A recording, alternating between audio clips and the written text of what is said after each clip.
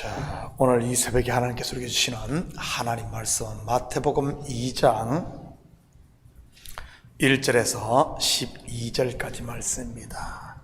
제가 봉독해 올리도록 합니다. 헤롯 왕 때 예수께서 유대 베들레헴에 나심에 동방으로부터 박사들이 예루살렘에 이르러 말하되 유대인의 왕으로 나시니가 어디 계시냐? 우리가 동방에서 그의 별을 보고 그에게 경배하러 왔노라 하니 헤롯 왕과 온 예루살렘이 듣고 소동한지라. 왕이 모든 대제사장과 백성의 서기관들을 모아 그리스도가 어디서 나겠느냐 물으니 이르되 유대 베들레헴이오니 이는 선지자로 이렇게 기록된 바 또 유대 땅 베들레헴아 너는 유대 고을 중에서 가장 작지 아니하도다. 내게서 한 다스리는 자가 나와서 내 백성 이스라엘의 목자가 되리라 하였음이니이다. 이에 헤롯이 가만히 박사들을 불러 별이 나타난 때를 자세히 묻고 베들레헴으로 보내며 이르되 가서 아기에 대하여 자세히 알아보고 찾거든 내게 구하여 나도 가서 그에게 경배하게 하라. 박사들이 왕의 말을 듣고 갈새 동방에서 보던 그 별이 문득 앞서 인도하여 가다가 아기 있는 곳에 머물러 서 있는지라. 그들이 별을 보고 매우 크게 기뻐하고 기뻐하더라. 집에 들어가 아기와 그의 어머니 마리아가 함께 있는 것을 보고 엎드려 아기께 경배하고 보배압을 열어 황금과 유향과 모략을 예물로 드리니라. 그들은 꿈에 헤롯에게로 돌아가지 말라 지시하심을 받아 다른 길로 고국에 돌아가니라. 아멘. 좋은 아침입니다. 오늘 본문은 제가 성탄절 때마다 여러 번 설교를 했던 본문입니다. 바로 동방박사의 방문 속에 담긴 의미로 말이지. 여러분, 성경에서 동방이 갖는 의미가 무엇이라고 했습니까? 죄인들이 사는 땅이라고 했습니다. 그리고 박사는 지혜가 있는 사람들을 일컫는 말이고요. 예수께 나와 경배했던 동방박사들 결국 누구라는 말입니까? 죽게 나온 죄인들, 바로 성도인 저와 여러분 아니겠어요? 오늘은 지금까지와는 좀 다른 관점에서 본문을 한번 공부해 보도록 합니다. 1절입니다. 헤롯 왕 때 예수께서 유대 베들레헴에서 나심에 동방으로부터 박사들이 예루살렘에 이르러 말하되. 본문의 저자 마태는 예수님께서 나신 때를 정확하게 기록하고 있습니다. 바로 헤롯 왕 때로 말이지. 성경에 보면 헤롯이라는 이름이 많이 나옵니다. 참고로 헤롯은 이름이 아닌 성 곧 라스트 네임입니다.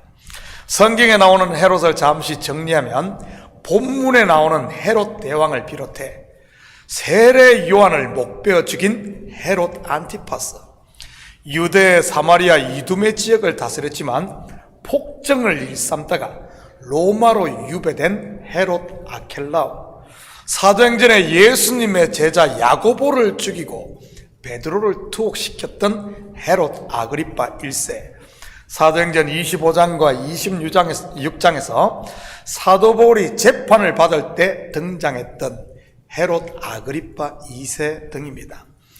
헤롯은 유대인이 아닌 에돔 족속이었습니다. 당시 유대는 로마의 속국이었기 때문에 총독을 보내 직할 통치를 하는 곳도 있었지만 일부는 로마가 세운 분봉왕이 다스렸습니다. 그렇다면 로마의 입장에서 누구를 왕으로 세우겠습니까? 로마에 충성하는 사람 아니겠어요? 헤롯이 바로 그런 사람이었던 것입니다. 한마디로 하면 왕 자리를 돈으로 샀다고 하는 게 더 맞는 것이고요.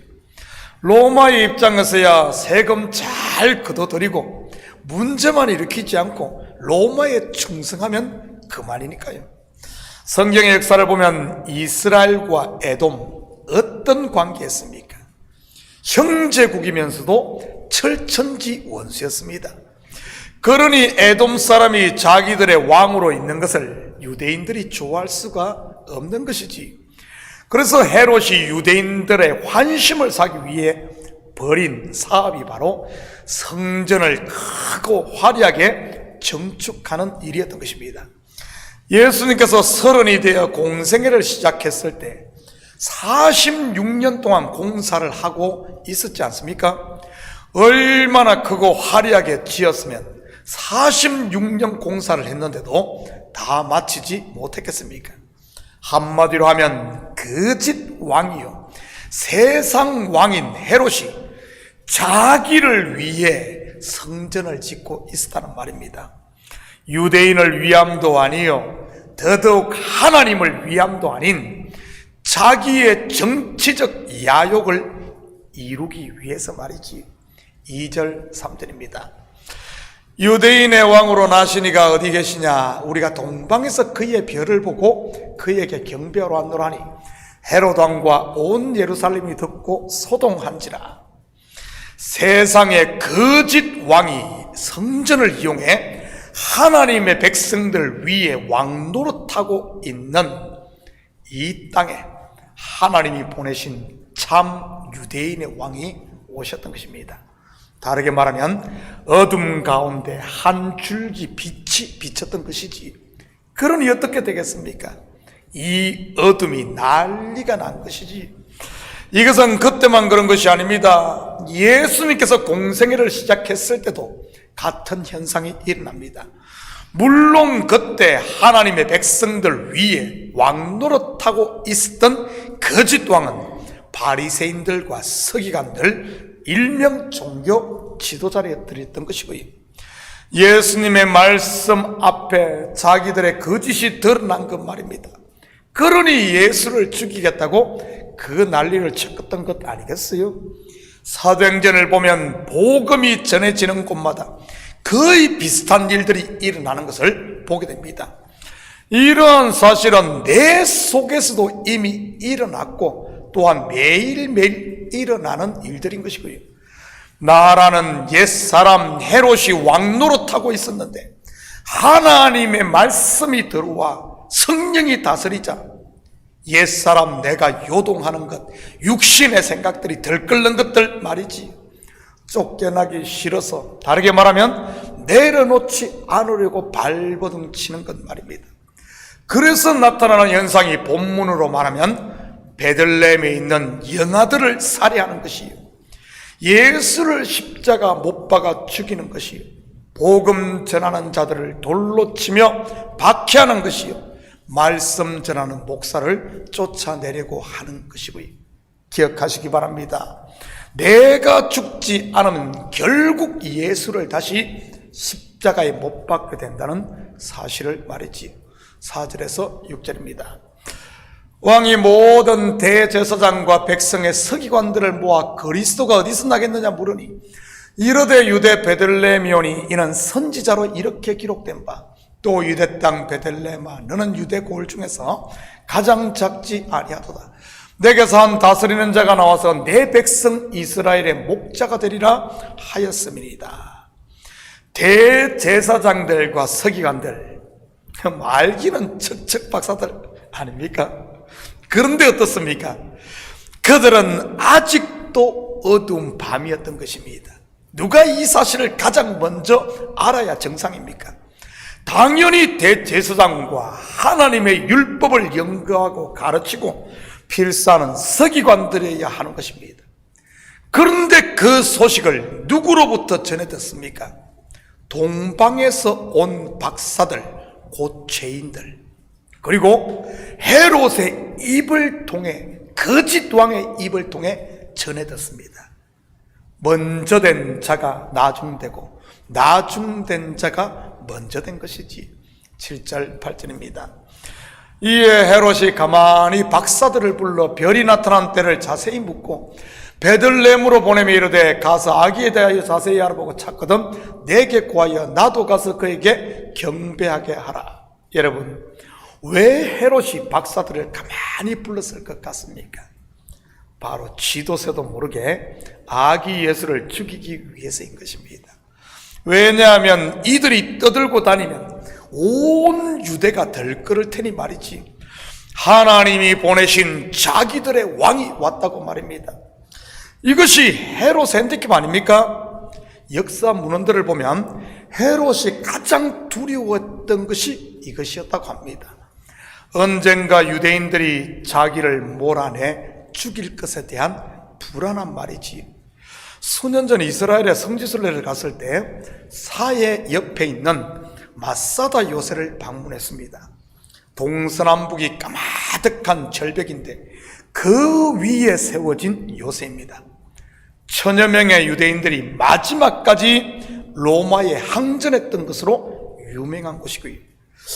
우리는 거기를 케이블카를 타고 올라갔는데 올라가 보니 정상이 평평하고 상당히 넓었습니다. 1000명이 살 수 있을 만큼 말이지. 그 요새를 처음 만든 사람이 바로 헤롯이었다고 합니다. 요새를 만들고는 식량과 물을 상시 저장하고 있었고 그곳에 화려한 궁전까지 갖추고 있었던 것입니다. 그런데 그 요새를 만든 이유가 무엇인 줄 아십니까? 적을 막기 위함이 아닌 언젠가 유대인들이 봉기를 해 자기를 죽이려고 할 때 피하기 위해서였다고 합니다. 예루살렘에 거리 멀지 않은 곳, 그리고 자기 고향 에돔 땅에서 가까운 곳, 바로 사해 옆 마사다 요새 말이지. 다시 말해, 그는 평생 그 핸디캡을 극복하지 못하고 살았습니다. 그런 두려움 속에 매여 살았으니 말이지. 혹시 우리에게는 그런 두려움이 없을까요? 버림받음에 대한 두려움, 하나님이 모른다고 하면 어쩔까 하는 두려움, 들림받지 못하면 하는 이런 불안들 말이지. 그 두려움이 무화과잎으로 만든 옷을 해입게 하고 나를 내려놓지 못하게 하는 것이고요. 여러분, 하나님의 말씀 언약을 믿으시기 바랍니다. 언약의 신실하신 하나님, 우리를 한번 구원하시고 붙드시면 영원까지 지키시는 그 하나님 앞에 내려놓으시기 바랍니다. 괜히 쓸데없는 옛날 나는 죄인이었어 그런 핸디캡에 매여서 그러지 마시고요. 세상의 왕 헤롯 동방 박사들을 속입니다. 여러분, 속이는 건 누구의 전공입니까? 거짓의 압이 바로 마귀입니다. 그것도 경배한다고 하면서 말이지. 처음에는 성전으로 속이고 이제는 예배로 속이는 것입니다. 9절 10절입니다. 박사들이 왕의 말을 듣고 갈새 동방에서 보던 그 별이 문득 앞서 인도하여 가다가 악이 있는 곳 위에 머물러 서 있는지라 그들이 별을 보고 매우 크게 기뻐하고 기뻐하더라. 영적으로 보면 동방 박사들 잠시 시험에 들었다고 볼 수 있습니다. 별을 보고 따라오던 이들이 세상의 왕인 헤롯에게 묻고, 헤롯은 영적으로 까막눈 들인 대제사장과 서기관들에게 묻고 있으니 말이지. 사실 이 일로 인해 큰 홍역을 치르지 않습니까? 베들레헴의 영아들이 대참사를 겪으니 말이지. 우리라고 다르겠습니까? 우리를 인도하는 말씀과 성령을 놓치는 순간 우리도 세상의 마귀에게 이용당할 수 있는 것입니다. 그런 시험들이 이 시대 교회 가운데 얼마나 많이 일어납니까? 한때는 교회에 충성되고 열심히 있던 성도들이 말씀을 놓치고 성령에 충만하지 못함으로 말미암아 이 육의 생각에 사로잡힘으로 교회와 성도들을 힘들게 하고 심지어 믿음이 약한 사람들이 교회를 떠나게 하는 이런 원인들이 되니 말이지. 박사들이 헤롯을 떠나서 어떻게 됩니까? 다시 별이 그들을 인도합니다. 여러분, 이 별의 실체가 뭐겠어요?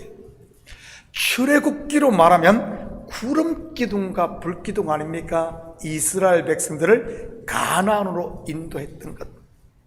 하늘에 있는 광명체 뭐죠? 바로 이 별은 하나님의 말씀인 것입니다. 복음이기도 하고요. 복음 듣고 죄인들이 죽게 나왔다는 말입니다. 이 별이 바로 예수께로 그들을 인도하고요. 11절입니다. 집에 들어가 아기와 그의 어머니 마리아가 함께 있는 것을 보고 엎드려 아기께 경배하고 보배압을 열어 황금과 유향과 모략을 예물로 드리니라.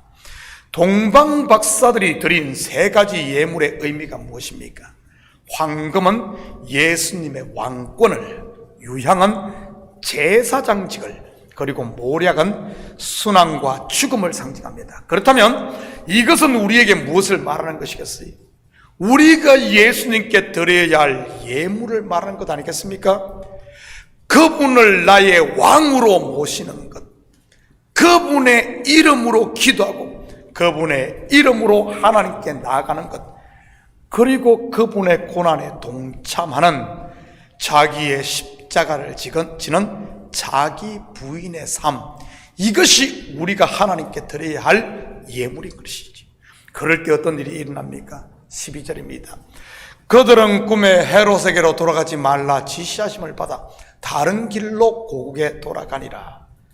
바로 세상 임금 헤롯의 괴계를 파하고 온전히 성령의 인도를 받아 자유하게 되는 것입니다.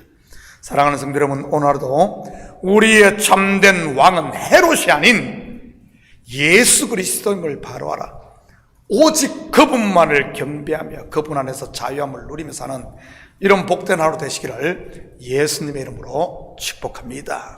같이 기도합니다. 사랑의 아버지 하나님, 참으로 감사를 드립니다. 이 새벽도 아버지 하나님, 우리의 걸음을 인도하시는 하나님, 우리에게 별을 주시고 우리에게 복음을 주시고 말씀을 주셔서 아버지 하나님 주님 앞에 나오게 하시니 참으로 감사를 드립니다. 이제 주님을 만났으면 예수님을 나의 왕으로, 예수님만이 참 대제사장임을 알고 그분의 이름으로 기도하게 하시고, 더 나아가 아버지 하나님, 나의 십자가를 지고 나를 부인하는 삶을 통해 아버지 하나님, 동방박사들이 드렸던 예물, 우리도 그분께 예물을 드리며 경배하게 도와주시옵소서. 그래야 우리의 삶이 아버지는 온전히 주와 더불어 살게 하시고, 이 아버지는 대강절 성탄 시즌에 아버지는 마귀 예수의 오심의 기쁨이 우리의 삶 가운데 또 충만하게 도와주시옵소서. 감사드리며 예수님의 이름으로 기도드립니다. 아멘.